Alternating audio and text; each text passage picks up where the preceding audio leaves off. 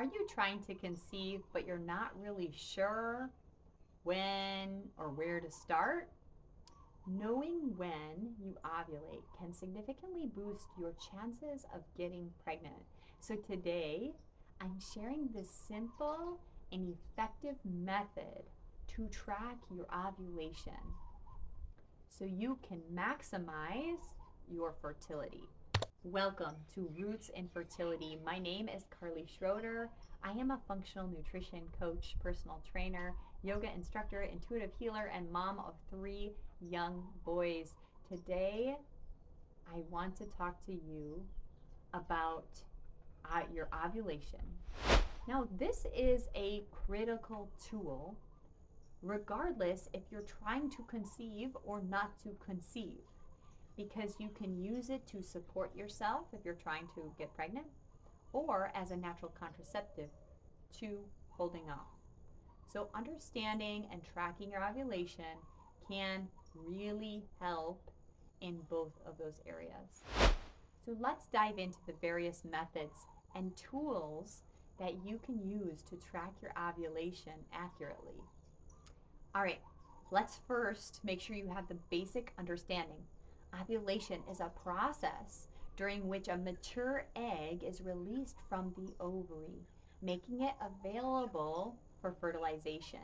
So this typically happens once a month in each menstrual cycle. So if you've ever thought, I have ovulated twice in the month, no, this is actually a sign of a hormonal imbalance.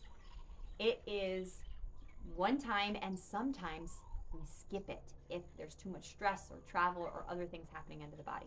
So knowing if you're ovulating and when can actually help you time your intercourse more effectively. So let's explore the 5 key methods to track your ovulation with basal body temperature or BBT tracking, ovulation predictor kits or OPKs, cervical mucus monitoring, and calendar method, and tracking your physical symptoms. So first, we're going to begin with the basal body temperature tracking. So what's interesting is that your BBT, or your body's lowest resting temperature, typically is measured first thing in the morning. Before you get up and start shifting around and moving out of bed, you want this to be consistent. And after ovulation has occurred, progesterone will actually cause a slight increase in your BBT, usually about 0.5 to 1 to 3 Fahrenheit. So it's not significant, it's not a huge shift.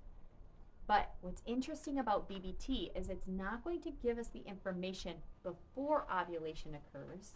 It is something that we can use to confirm after we see the shift in temperature after ovulation has occurred. So you're going to take your temperature every morning at the same time and record it. And over time, you're going to notice a pattern. And you will start to see a temperature spike. That temperature spike indicates that ovulation has occurred, which can help you understand about your fertile window.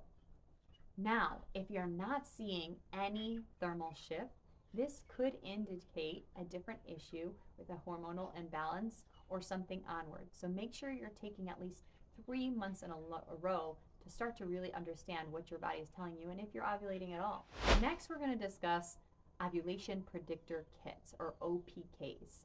These are testing your urine for a surge in the luteinizing hormone. And this usually occurs either 24 to 36 hours before ovulation occurs. And so these kits are widely available and easy to use. However, sometimes they can be incorrect or not be able to effectively tell you what else is happening in the body, and if and when it's possible that you could actually miss if you're not doing it consistently. So you're going to start testing a few days before your expected ovulation. And a positive result indicates an LH surge, signaling that ovulation is imminent. And so this is an excellent time to plan intercourse. And so you can increase your chances of conception. Okay, so to use an OPK, you're going to follow the instructions on the package. So typically you start testing a few days before your expected ovulation. And a positive result indicates an LH surge, result signaling you that ovulation is imminent. So it's a great time to plan intercourse during this window. It will help you increase your chances of conception. Now, OPKs sometimes, if you're not testing often enough, then you could miss that window. So it's important, if you're relying on that, yes, while it does cost you money, that it also, you could miss it. So if you're not testing every day, then obviously that window is very short. Next, you can do this with cervical mucus, and this is monitoring throughout your cycle the consistency of your cervical mucus and how it changes. So around ovulation, it actually becomes clear and stretchy and slippery. And this is the exact consistency that you need for the sperm to get to the egg. So it's got a similar consistency like egg whites, and that is indicating peak fertility. You can confirm that that consistency is ovulation if it dries up rather quickly. If it doesn't dry up, then it's likely not ovulation. Checking your cervical mucus daily, just by wiping with toilet paper before you use the restroom, or using a clean finger, you can check the position. If you're check your cervical positioning, looking if it is soft or firm, seeing if it is high or low, or seeing if it is open and closed can give you even more insight about whether ovulation is about to occur. So next we're going to talk about the calendar method, and this is known as the rhythm method, and it involves tracking your menstrual cycle on a calendar to predict ovulation. And this method requires several months of tracking to identify your cycle length and its patterns. So you're going to count the days of your cycle from the first day of your period to the first day of your next period.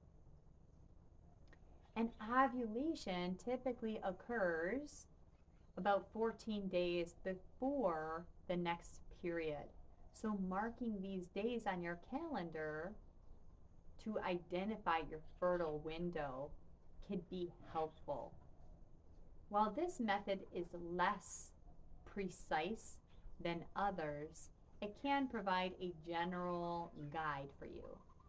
I personally prefer using the combination of our cervical mucus and the basal body temperature, seeing the shift, in combination with the physical symptoms that you experience in your body. So paying attention to those physical symptoms, you might experience some mild pelvic tweaks or pains, or I should say sensations, or you might notice some breast tenderness or increased libido all around the time of your ovulation. And these body symptoms tell you more about what's happening in your unique body than just looking at a calendar and assuming that you have to ovulate on day 14. So you can keep a journal or use an app to record your signs and symptoms, record your cervical mucus, record your basal body temperatures, and over time you're going to be more attuned to your body's signals, which will help make it easier for you to identify the most fertile days. Thank you so much for being here. If you found this video helpful, please go ahead, search for that little red subscribe button. It's free for you and easy to do, and it helps support me and all the content that I'm creating.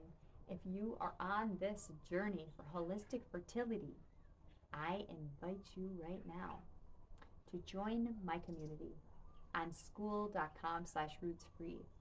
There you have community. You also have classroom where you can start to identify all the different areas and dive in to holistic approaches to increasing your fertility. And we also have live Q&As where you have a chance to ask me questions about what's going on, about what's happening in your world. Give me insights that I can help provide you with the support that you need, as you go on this journey, and know that you are not alone. I'm here for you. This community is here for you, to help you, to support you in your most vibrant health. Thank you so much for being here today. I look forward to getting to know more about you on my community and on school.com. Thanks so much. Hey, if you guys don't and haven't already checked this out, there is a video right here off to the side, and it talks to you about tracking your cover line. And when you start to understand your cover line, you can start to see that basal body temperature shift. And when you start to see that, you'll start to actually be able to put all these pieces together. So if you need help with the tracking and you need more information, then you're going to want to check out that video. And I'll see you in the next one.